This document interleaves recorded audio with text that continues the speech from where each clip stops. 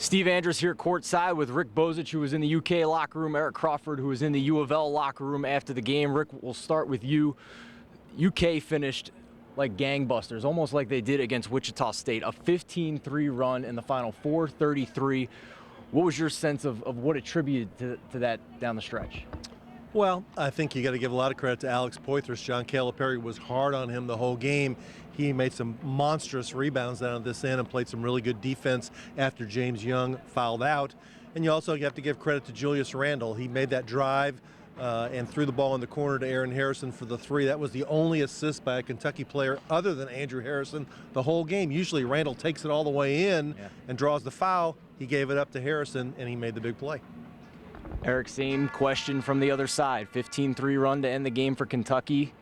It's almost the same storyline we had a few times this year with Louisville. Is that kind of what you took away from it? Very much. Very similar to their loss at Memphis, where they just have it. They have it right in their hands.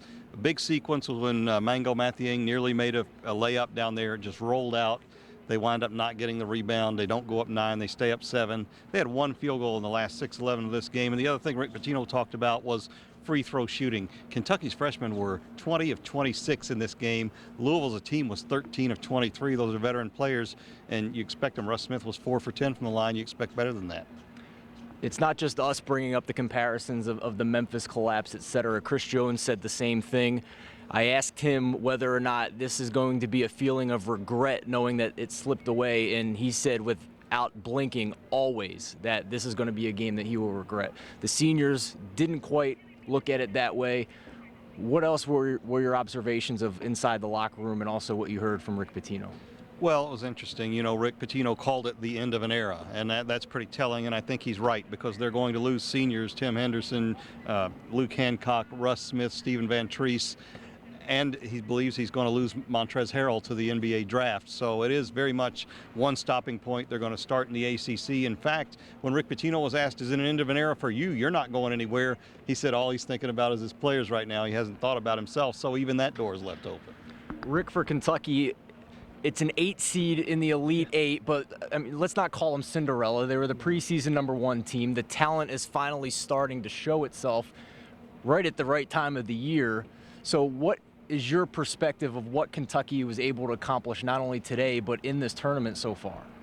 What they've been able to accomplish is to show that they've learned some of the lessons that they needed to learn a long time ago, sharing the ball, playing defense, being the more aggressive team at different parts of the game. I thought in the second half they were the aggressor. They took it at Louisville, and they're down 18-5. They had a chance to really stagger at that point, and they didn't. They came back and fought through it and played like a veteran team down the stretch. Still got to win one more, though. I think they've got to get past Michigan and get to the Final Four for the season to really be considered a success. Get beat in the Elite 8 is nice, but need to get to the Final Four considering all the hype that surrounded this team before the season. They played Dominique Hawkins and Marcus Lee in this game. Who had that going in? Maybe the reason for that, maybe not so Hawkins, but Marcus Lee, you saw one guy in particular leaving who very much looked like he's going to be a long shot to play against Michigan. Yeah, the sense I got in the locker room is they don't expect Willie Cauley-Stein to play on Sunday.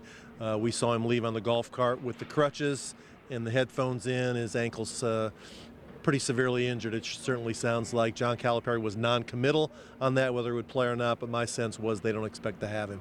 Around a 5 o'clock tip for that Elite 8 game here back at Lucas Oil Stadium. Eric, one last question for you. Rick Pitino was asked about it after the game. He was asked about potential retirement. What did you hear from that? What were your observations on that subject? You know, he didn't really answer definitively, and I don't know if you ever want to do that after a season. We'll see. I get the feeling toward the end of the season that he was pretty charged up about next year, so that kind of talk had died down. But, you know, when you get to his place, and it is such a breaking point and end of an era with so many players that meant so much to him, I guess you do have to get away. You don't ever want to make that decision after a hard loss, and I expect he'll go away and recharge and be on back. And whether you're a Kentucky fan ecstatic about this win or a Louisville fan devastated, let's all take a moment to recognize how great this is for the Bluegrass guys. 3 straight seasons of amazing basketball, the last 2 national champions, and then for them to meet in maybe almost a rubber match here in the Sweet 16. It was fantastic. For Rick Bozich, for Eric Crawford, I'm Steve Andrus from Indianapolis at Lucas Oil Stadium for WDRB Sports.